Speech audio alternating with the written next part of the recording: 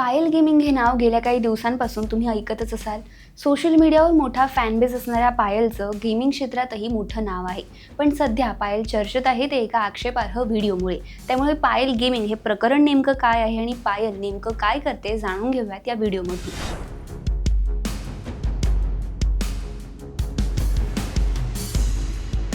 पायलचं पूर्ण नाव पायल धारे असं असून ती मूळची मध्य प्रदेशची आहे.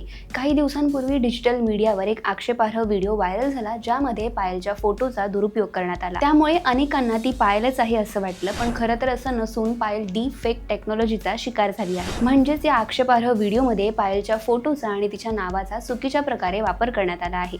त्यामुळेच अनेकांना हा व्हिडिओ तिचाच आहे असं वाटलं, पण खरं तर असं नाहीये आणि आता स्वतः पायलने याबद्दल स्पष्टीकरण दिलं आहे.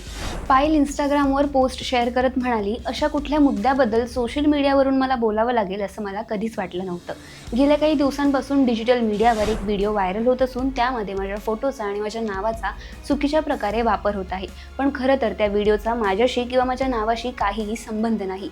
अशा नकारात्मक परिस्थितीमध्ये काहीही न बोलणं मला योग्य वाटत होतं, पण आता मुद्दा महिलांचा आणि त्यांच्या फोटोंचा चुकीच्या प्रकारे वापर करून त्यांना त्रास देण्याचा असल्याने मला याविरुद्ध आवाज उठवणं आणि ठाम भूमिका घेणं योग्य वाटतं. या सगळ्या दरम्यान माझ्या पाठीशी उभे राहणाऱ्यांचे खूप खूप आभार. आता पायल नेमकं काय करते याबद्दल बोलायचं झालं तर पायलचं गेमिंग क्षेत्रात मोठं नाव असून 2019 मध्ये तिने यूट्यूबर म्हणून काम करायला सुरुवात केली.